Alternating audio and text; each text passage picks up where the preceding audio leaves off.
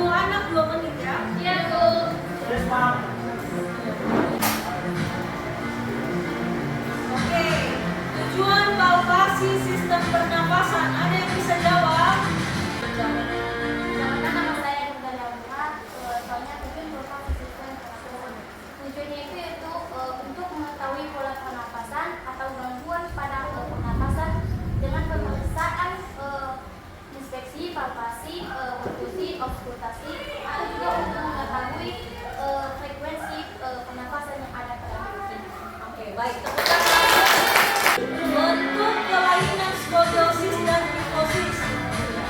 Perkenalkan, nama saya Ryan Safik. Soal saya adalah bagaimanakah bentuk dari kelainan skoliosis dan kifosis. Yang kita tahu skoliosis adalah sebuah kelainan pada tulang vertebrata atau tulang belakang, tulang punggung belakang. Skoliosis berasal dari kelainan skoliosis adalah tulang punggung mengarah ke samping dan itu mengakibatkan bahu bagian kiri naik. Nah, ini yang namanya skoliosis. Dan yang kedua adalah kifosis. Kifosis sama juga kelainan pada tulang belakang. Namun yang membedakannya adalah dia lebih condong bungkuk ke depan seperti ini. Nah, ini yang dinamakan kifosis. Nah, itu saja yang bisa saya jelaskan. Oke, apa yang dimaksud dengan pemeriksaan dokumentasi? Ya. Perkenalkan, nama saya Andrea Puspita Gia. Pertanyaannya yaitu apa yang dimaksud dengan pemeriksaan displantasi dan tujuannya? Pemeriksaan displantasi ini yaitu salah satu pemeriksaan fisik pada muskuloskeletal yang bertujuan untuk mengetahui adanya kesenjangan atau benjolan pada kaki kita untuk mengukur untuk mengetahui di kaki kita apakah simetris atau tidak. Pemeriksaan ini dimulai dari skoliosis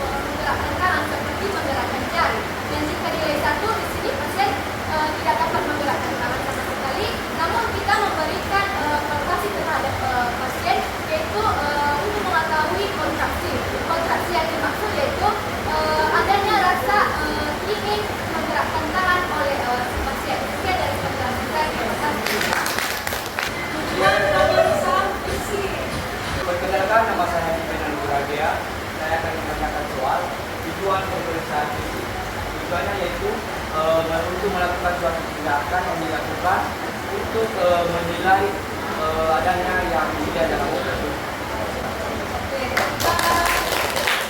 Sebutkan minimal lembah yang harus diperhatikan.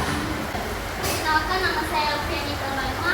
Saya akan menjawab soal sebutkan minimal 4 hal yang harus diperhatikan pada pemeriksaan umum pasien dalam sistem muskuloskeletal, yaitu mengalami penyakit 1. Kifosis, 2. lordosis, 3. skoliosis, 4 kifos.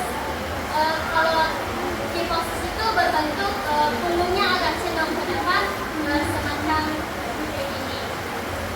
Kalau kedua, lordosis, cenderung ke depan tapi perutnya semacam seperti ini. Kalau ketiga, skoliosis, agak berbentuk bentuk tubuh bentuk S, jadi kayak gini. Keempat, kifos, lehernya agak membungkuk ke bawah. Sekian dari saya. Bagaimana cara pemeriksaan atrofi otot? Oke, ya silakan maju. Baik, perkenalkan, nama saya Rizky Sariwati dan informasi saya itu bagaimana cara pemeriksaan atrofi otot pada individu. Cara pemeriksaan atrofi otot pada diri sendiri yaitu fleksi. Nah, fleksi ini bisa dilakukan pada tangan kita sendiri atau bisa juga dilakukan kepada orang lain atau kepada pasien. Nah, fleksi ini merupakan salah satu pemeriksaan fisik yang mengetahui adanya pergerakan otot yang ada pada alat kita. Oke. Apa saja yang diinspeksi dalam sistem pernapasan? Baik, perkenalkan, nama saya Sabrina Jose. Soalnya itu apa saja yang diinspeksi dalam sistem pernapasan. Yang diinspeksi dalam sistem pernapasan itu belum ada dan pada saat kita bisa melihat apakah ada gangguan pada tubuh. Dan kita akan melihat sinyal-sinyal waktu kita melakukan pada saat inspeksi tadi. Kita akan melihat sinyal-sinyal ada gangguan saat menafas. Pengertian sistem muskuloskeletal ada yang bisa jawab? Baik, teman-teman, pertama nama saya Dr. Fania Late. Soal pengertian sistem muskuloskeletal. Pengertian dari muskuloskeletal yaitu penunjang tubuh dan bertanggung jawab atas pergerakan. Ada 5 sistem muskuloskeletal yaitu rangka, sendi, perlawan, ligamen, dan otot. Otot. Apa yang dimaksud dengan pemeriksaan atrofi otot? Perkenalkan, nama saya Isabel Deswa. Saya menjawab pertanyaan sesuai dengan bukan atrofi otot adalah ada gangguan pada otot atau pergerakan kaki pada otot. Tujuan perkusi sistem pernapasan ada yang bisa jawab? Ya. Perkenalkan, nama saya Nurul Putri. Soalnya tujuan jawabannya yaitu untuk mengetahui tentang trauma dalam tubuh manusia dengan cara melakukan dengan menekan bagian pertengahan jari, yaitu bagian dada, bagian atas kecil, bagian bawah kecil, dan bagian perut, dan begitu juga di sebelah dan bagian belakang. Pertanyaan berikutnya, apa saja yang dipalpasi dalam sistem pernapasan? Siapa yang bisa jawab ke depan? Saya Mama. Baik, perkenalkan, nama saya Leris Prakamatu. Saya akan membacakan soal apa saja yang dipalpasi dalam sistem pernapasan. Yang dipalpasi dalam sistem pernapasan ada 3 jenis, yaitu palpasi pada hidung, palpasi pada bagian dada, palpasi pada bagian perut. Untuk mengetahui kesimetrisan pada saat menghirup oksigen dan mengeluarkan karbon dioksida. Praktekkan cara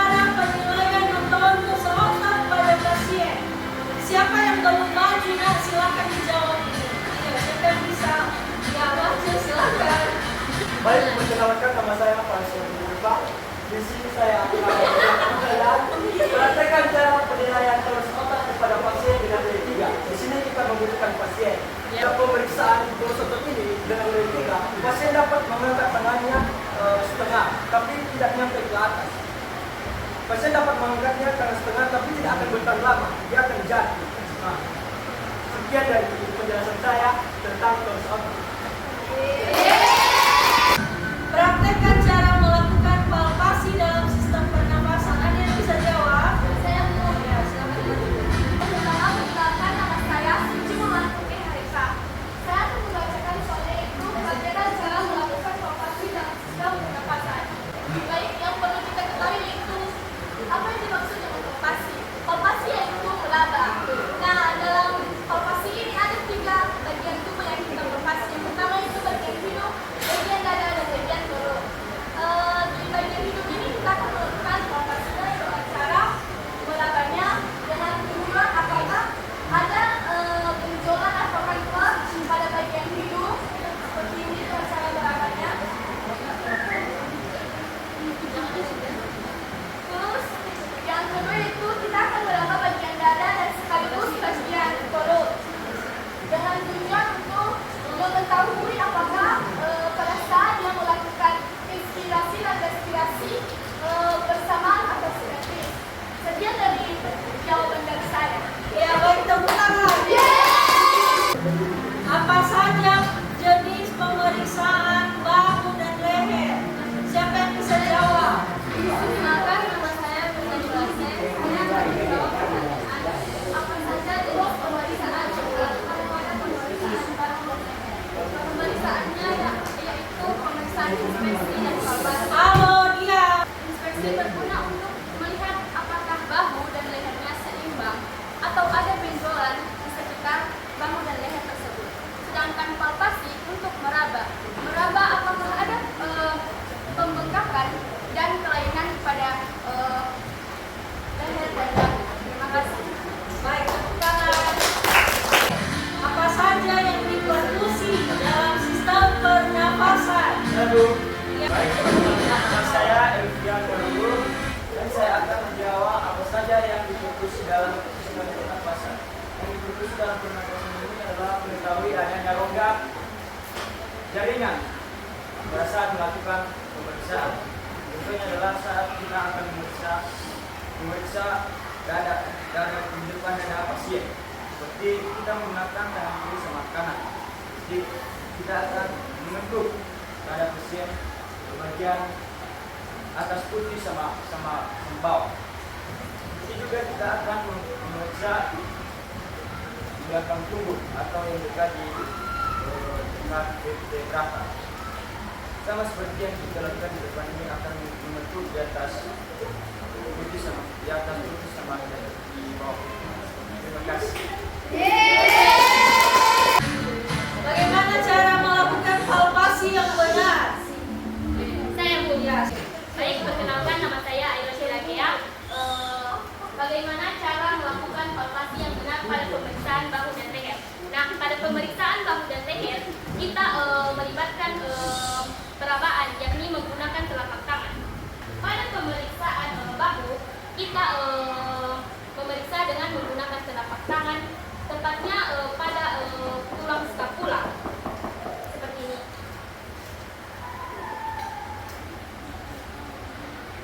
Untuk melihat ada tidaknya kelainan seperti ketidaksimetrisan bahu.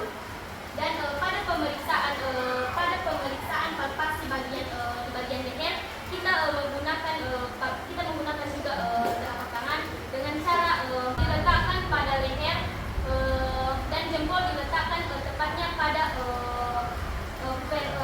vertikal dan mengarah ke bawah, ke atas, ke samping dan ke depan untuk memastikan adanya tidak kelainan seperti benjolan. Terima kasih. Pengertian pemeriksaan fisik. Ini paling gampang ya. Nama saya Fadel, bagi saya akan menjawab pengertian pemeriksaan fisik. Pengertian pemeriksaan fisik adalah salah satu pemeriksaan fisik untuk mengetahui kelainan yang ada pada sistem tubuh. Praktekkan cara penilaian atrofi otot pada pasien. Kemudian sebutkan minimal 3 penyakit dalam sistem muskulus. Ada yang bisa jawab? Baik, perkenalkan nama saya Linda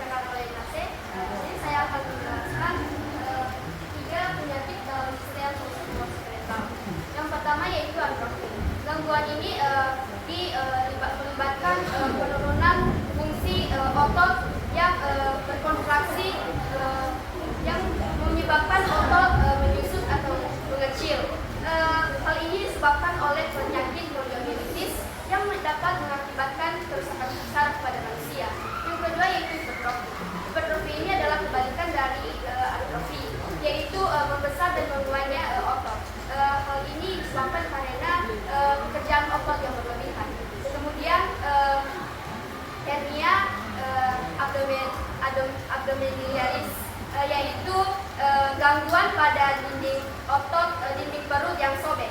Kemudian yaitu penilaian atrofi otot. Penilaian atrofi otot ini dapat kita lakukan sendiri, dapat juga dengan pasien. Contohnya melakukan gerakan fleksi. Kita melihat apakah pergerakan dari lengan pasien dari atrofi otot ini apakah sama dengan pergerakan tangan kita ketika kita melakukan fleksi atau atrofi otot. Kemudian di situ kita bisa menilai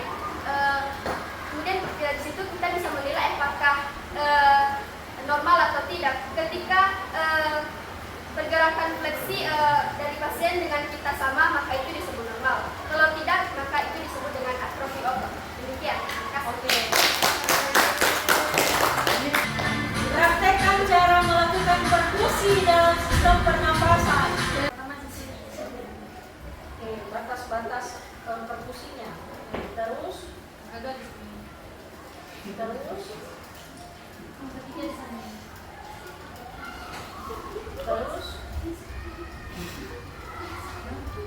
Yang keempat.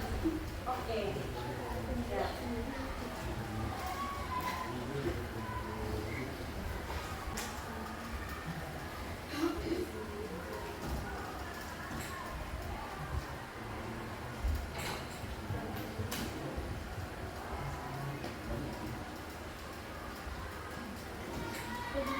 Saya akan menjelaskan tentang perkusi, yaitu mengetuk bagian dada pasien. Tetapi jangan mengetuk di dalam tulang, melainkan di dalam rongga dada pasien. Tujuannya untuk melihat, mendengar apakah batasnya sesuai dengan tulang pasien atau rongga dada pasien. Baik, tepuk tangan. Praktekkan cara melakukan auskultasi dalam sistem pernapasan. Baik, perkenalkan nama saya Hana Nusantara. Di sini saya akan mempraktikkan cara melakukan auskultasi dalam sistem pernapasan. Nah, auskultasi itu yang mendengarkan. Nah, di sini saya akan menggunakan alat stetoskop. Yang pertama-tama, kita meletakkan stetoskop pada dada pasien. Kemudian kita mendengarkan bunyi pernapasan pasien, apakah ada kelainan atau gesekan saat pasien sedang bernapas. Oke, yang diauskultasi ini titik yang tadi di perkusi.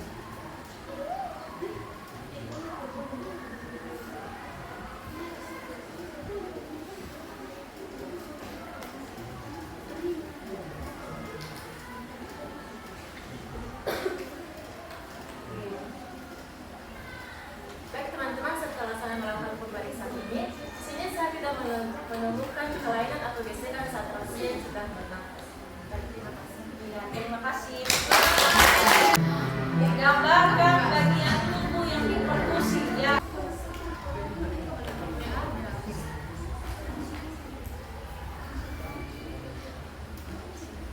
Baik, kita akan menunjuk bagian yang terkait.